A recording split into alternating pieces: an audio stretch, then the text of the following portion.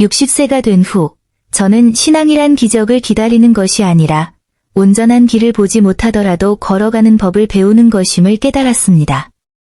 이 글이 마음에 와닿았다면 좋아요와 구독을 눌러 더 많은 감동적인 이야기들을 받아보세요.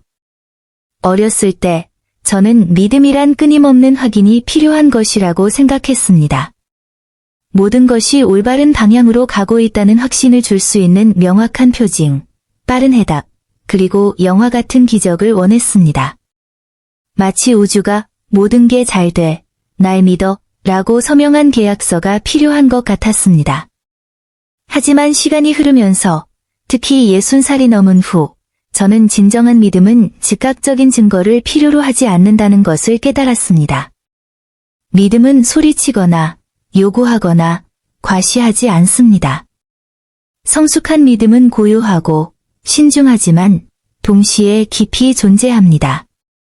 오늘날 저는 믿음이란 내가 상상했던 대로 일이 일어나기를 기대하는 것이 아니라 무슨 일이 일어나든 내가 어떻게 해야 할지 알 수 있다는 것을 믿는 것임을 이해합니다. 마치 씨앗을 심는 것과 같습니다.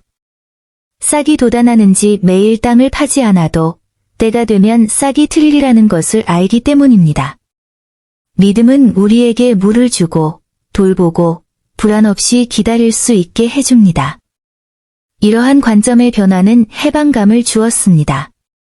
삶이 모든 것이 제게 통제하에 있다는 것을 증명해 달라고 요구하는 것을 멈췄을 때 저는 더 큰 평화를 느끼기 시작했습니다.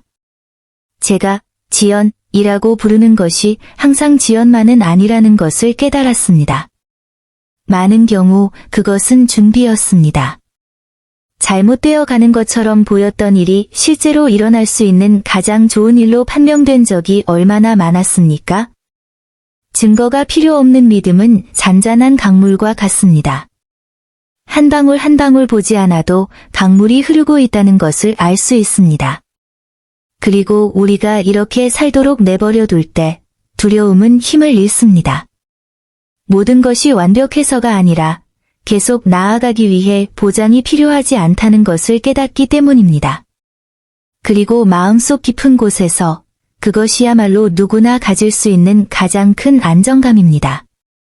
제가 겪었던 상실들을 되돌아볼 때 역설적이게도 그것들은 제게 가장 큰 스승이었다는 것을 깨닫습니다. 60살이 된 지금 저는 더 이상 성취에 대한 기억만 간직하지 않습니다.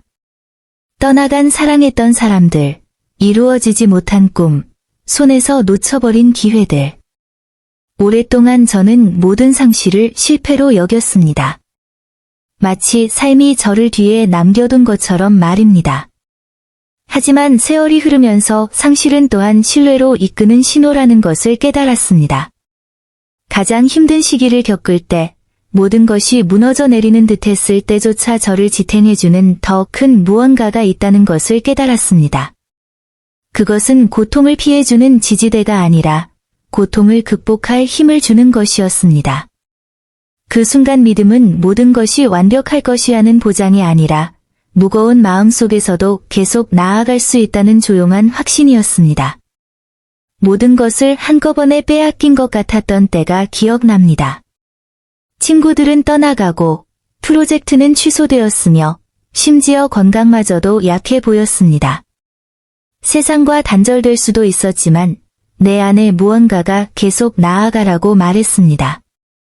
그때 깨달았습니다. 신뢰란 상처받지 않을 거라고 믿는 것이 아니라 고통이 나를 파괴하지 않을 거라고 믿는 것입니다.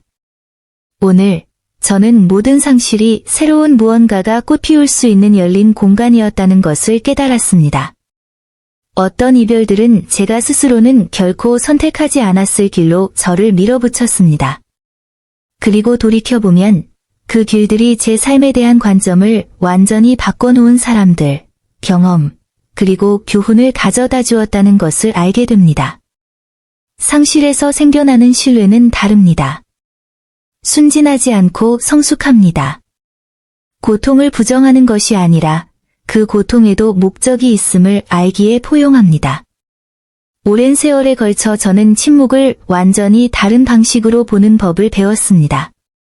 전에는 침묵을 두려워했습니다.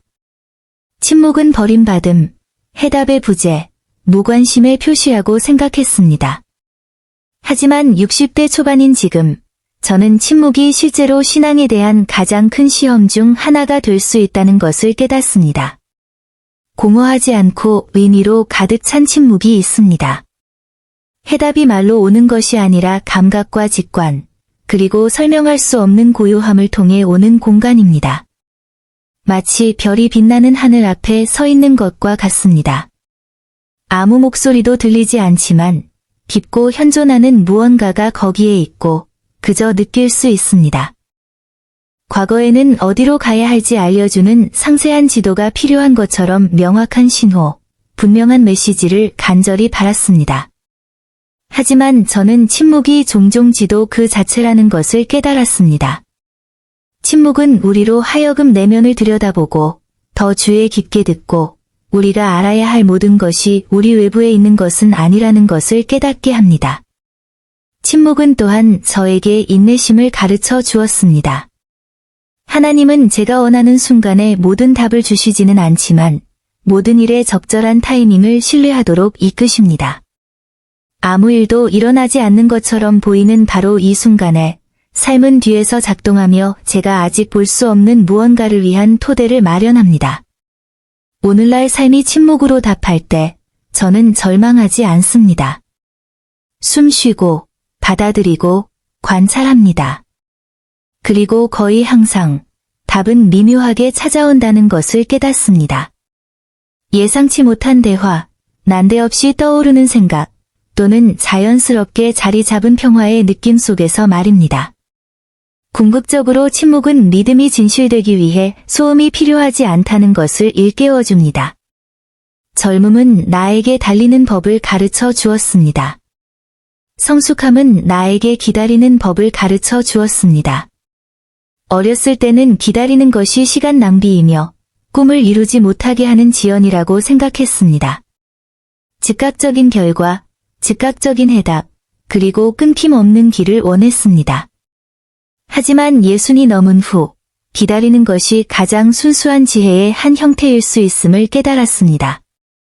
기다린다는 것은 팔짱을 끼고 삶이 우리를 지나가도록 내버려 두는 것이 아닙니다. 손이 닿지 않는 곳에 있는 것이 성숙하는 동안 우리 손에 있는 것을 돌보는 것입니다. 정원을 가꾸는 것과 같습니다. 심고, 물을 주고, 해충으로부터 보호하지만 꽃이 빨리 피도록 애쓰는 것은 아무 소용이 없다는 것을 알고 있습니다. 꽃은 그 전이나 후가 아닌 적절한 시기에 피어납니다. 이 깨달음은 제가 겪는 어려움을 바라보는 방식을 바꾸어 놓았습니다. 계획대로 되지 않을 때 저는 더 이상 그것을 실패가 아니라 준비로 여깁니다. 종종 지연은 제가 요청한 것을 받을 준비가 되는데 걸리는 시간일 뿐입니다. 아직 즐기는 법을 모른다면 선물을 주는 건 의미가 없으니까요. 기다림에도 숨겨진 아름다움이 있습니다. 바로 이 순간, 우리는 그 과정을 소중히 여기고 서두르다 보면 놓치기 쉬운 세부 사항들을 알아차리는 법을 배웁니다. 기다리는 시간 속에서 우리는 힘과 인내심, 그리고 명확성을 키웁니다. 오늘날, 저는 어떤 약속도 서두를 가치가 없다는 것을 알고 있습니다. 진실된 모든 것은 시간이 걸리더라도 그대로 남아 있습니다. 그리고 마침내 진실이 찾아왔을 때 그 기쁨은 인내심으로 키워졌기에 더욱 강렬해집니다. 결국 기다림은 시간을 낭비하는 것이 아닙니다. 적절한 때가 존재한다는 것을 믿는 것입니다. 그리고 그때가 오면 우리가 바라던 것뿐만 아니라 우리가 될 운명이었던 우리 자신도 함께 찾아온다는 것을 말입니다. 저는 신앙이란 고립된 순간이 아니라 삶을 살아가는 방식이라는 결론에 도달했습니다. 필요에 따라 껐다 켰다 하는 것도 아니고 위기의 순간에만 찾는 비축물도 아닙니다. 저에게 신앙은 숨쉬기와 같습니다. 제가 깨닫지 못할 때조차도 항상 현재에 존재합니다.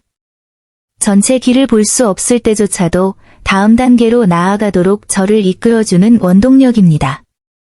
믿음을 갖는다는 것은 절대 의심하지 않는 것을 의미한다고 생각했던 때가 있었습니다. 하지만 이제는 그렇지 않다는 것을 압니다. 의심과 두려움이 찾아올 것입니다. 하지만 신앙은 바로 그런 것들이 나타날 때에도 계속 나아갈 용기입니다.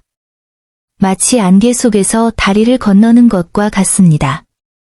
반대편은 보이지 않지만 그곳에 있다는 것을 믿습니다. 이러한 삶의 방식은 저에게 더 큰 가벼움을 가져다 주었습니다. 전에는 모든 것을 통제하려고 애썼고 마치 모든 결과를 보장하는 것이 제 책임인 것처럼 행동했습니다. 이제 저는 제 역할을 다하고 삶이 제 몫을 하도록 내버려 두는 것이 제 역할임을 이해합니다. 믿음은 제 노력과 제가 통제할 수 없는 것을 연결하는 다리입니다. 믿음으로 살아가는 것은 예상치 못한 사건들을 바라보는 방식 또한 바꾸어 놓았습니다. 한때 문제라고 불렀던 것들이 종종 변장한 기회로 변합니다. 믿음은 저에게 당장 절망에 빠지지 않고 관찰하고 숨쉬고 어떻게든 제게 유리하게 작용할 수 있다는 것을 믿는 법을 가르쳐 줍니다. 오늘날 저는 믿음을 매일의 초대로 여깁니다. 모든 것이 잘 되기를 바라는 것이 아니라 무슨 일이 있어도 제 안에 계속 나아갈 힘이 있다는 것을 아는 것입니다. 그리고 아마도 이것이 인생이 제게 가르쳐준 가장 큰 교훈일 것입니다. 믿음은 운명을 바꿀 뿐만 아니라 우리가 걸어가는 동안 우리의 모습을 변화시킨다는 것입니다.